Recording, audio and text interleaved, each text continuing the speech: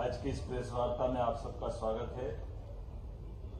जैसा कि आपकी जानकारी है, लगातार सभी सेक्टर में निवेश के लिए हमारी सरकार के गठन के बाद से हम लगातार ये अभियान चलाए हुए हैं। अलग अलग सेक्टर में जब बात कर रहे हैं तो ऐसे में रियल एस्टेट का भी बड़ा महत्व है। रियल एस्टेट के माध्यम से देश की कुल जीडीपी में मोदी जी के पहले केवल 3% का उनका योगदान था। आज की स्थिति में वो 8.5% से ऊपर का योगदान हुआ। ऐसे में लोकमाता अहिल्याबाई की पावन नगरी जो स्वाद, स्वच्छता, समर्पण, भाईचारा, प्रेम और राज्य की समृद्धि की दृष्टि से आर्थिक राजधानी की तरह है। इसलिए मध्य प्रदेश की ग्रोथ कॉन्क्लेव में आपका मैं स्वागत करता हूँ। आज जब मैं यहाँ रियल एस्टेट के लिए बैठा हूँ तो मेरे साथ माननीय मंत्री श्रीमान कैलाश विजयवर्गीय जी, माननीय जल संसाधन मंत्री श्रीमान तुलसीराम सिलावट जी, हमारी राज्य मंत्री स्थानीय शासन श्रीमती प्रतिमा बागरी जी, हमारे सांसद, विधायक, सबके साथ महापौर, हमने पूरा आयोजन पूरा हुआ है। और यहाँ जब मैं आपको आंकड़े अगर देने जा रहा हूँ उसके तुरंत बाद अभी 1 to 1 भी हमारी बाकी है, लेकिन प्रेस के मित्र बैठे हैं इसलिए इस पर हम बात कर लें।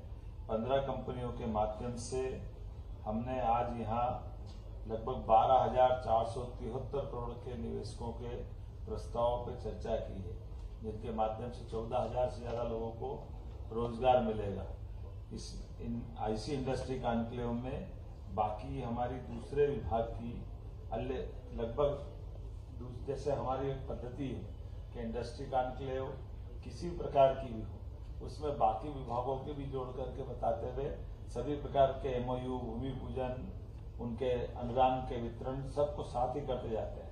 तो सब मिला के 30,000 करोड़ का आज का हमारा अपना यहाँ का निवेशकों के बीच में ये निवेश हुआ है, जिसमें अकेले 12,473 करोड़ की इंडस्ट्री के इस सेक्टर की मैं बात कर रहा हूँ। और जब मैं आपके साथ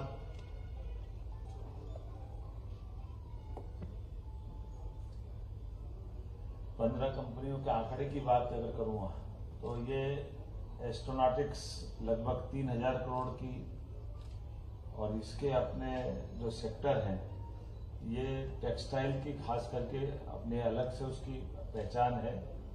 ऐसे ये सोलर की एक कंपनी हमारी, ये बायो एनर्जी से लगभग 1200 लोगों को रोजगार मिलेगा। ये 1,500 करोड़ की इंडस्ट्री। इसी प्रकार से शारदा ग्रुप ने 1,600 करोड़ का निवेश की बात कही। ये फर्टिलाइजर क्षेत्र में जिसमें 2,000 लोगों को रोजगार मिलेगा। आईबी सोलर 1,500 करोड़ का निवेश करेगी। इसमें भी एरोस्पेस और डिफेंस के सेक्टर में 2,000 लोगों को रोजगार मिलने वाला है। जीपीएस रिन्यूएबल के माध्यम से आर्य ग्रुप आया है, जिसने 1,250 करोड़ की 2,000 लोगों को रोजगार देने के लिए सोलर मॉड्यूल पे मैन्युफैक्चरिंग का काम करेगा।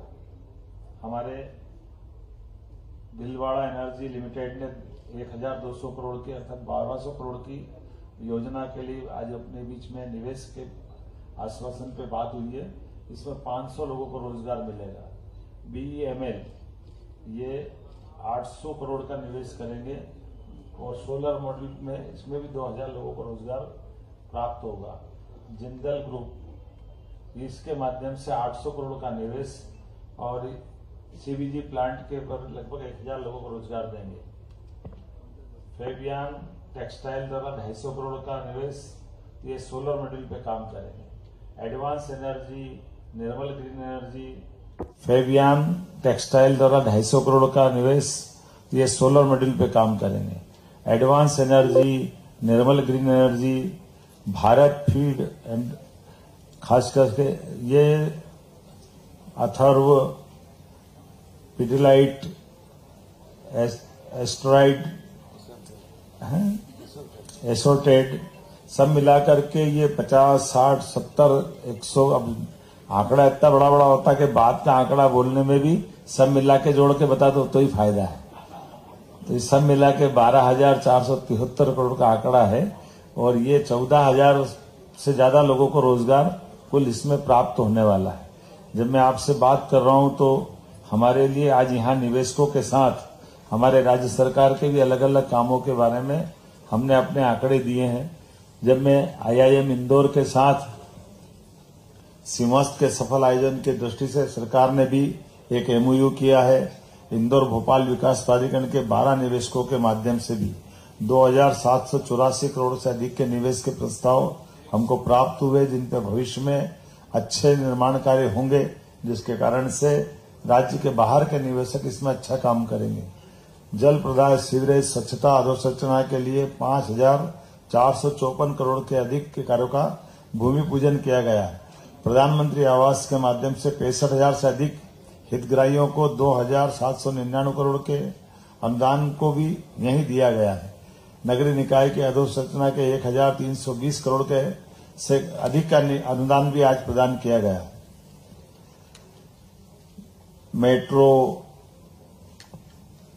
Metropolitan city, multi modal transport hub आदि कई सारे कामों के साथ प्रधानमंत्री ई-बस और ई-बस में भी 582 इलेक्ट्रिक बस चलाने की बात हुई है। आज प्रमुख निवेशकों से जिनसे चर्चा हो रही है, हुडको के अध्यक्ष संजय कुलश्रेष्ठ जी, पटेल इंफ्रा के श्रीमान अरविंद विठल पटेल जी, ITC के आशीष पाल जी, MKC इंफ्रा के केतन पटेल जी, ओमेक्स ग्रुप के मोहित गोयल जी, मेडुला सॉफ्टवेयर प्राइवेट लिमिटेड के शांतनु शर्मा जी, राठी स्टील लिमिटेड के श्री ध्रुव राठी जी, मध्य प्रदेश होटल एवं रेस्टोरेंट एसोसिएशन के अध्यक्ष माननीय सुमित मिश्रा जी, टाटा सुमित सूरी, टाटा वो हमको सुमित मिश्रा ही दिखता है, इंदौर में आएंगे तो टाटा प्रोजेक्ट लिमिटेड के श्रीमती प्रीति पटेल जी, प्रफुल्ल चौधरी जी, साई ग्रीन प्राइवेट लिमिटेड के रितेश दास जी,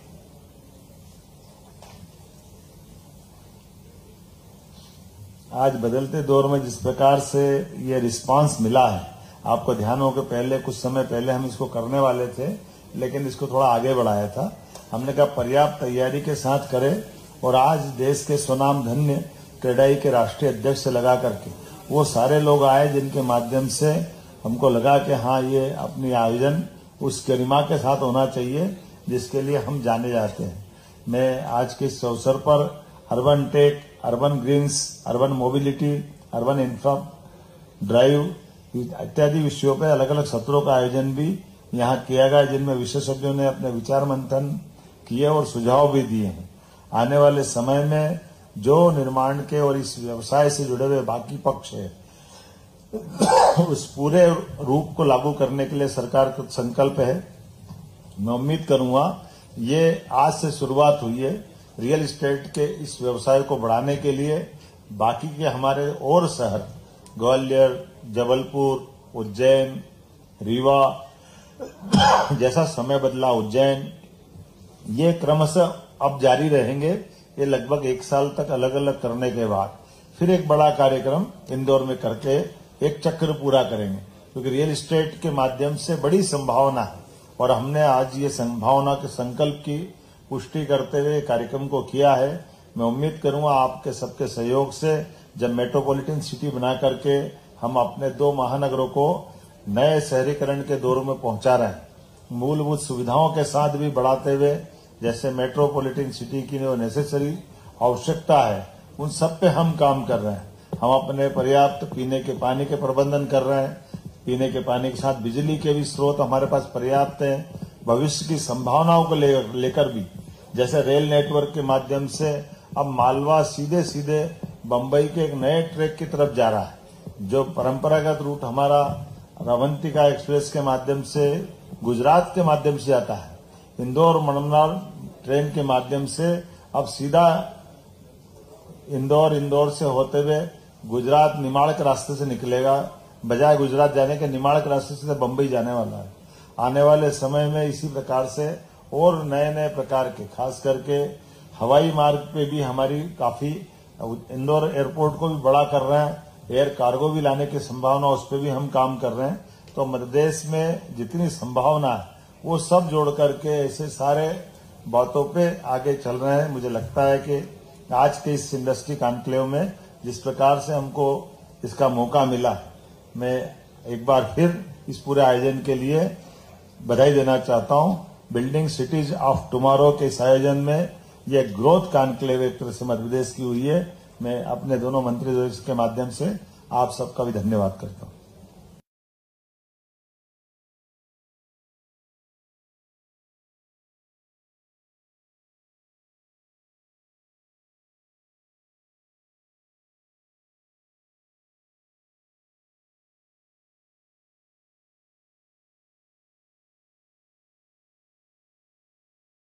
प्रभात किरण सर, देखिए, आप दो बात को देख लेंगे तो ध्यान मिल जाएगा।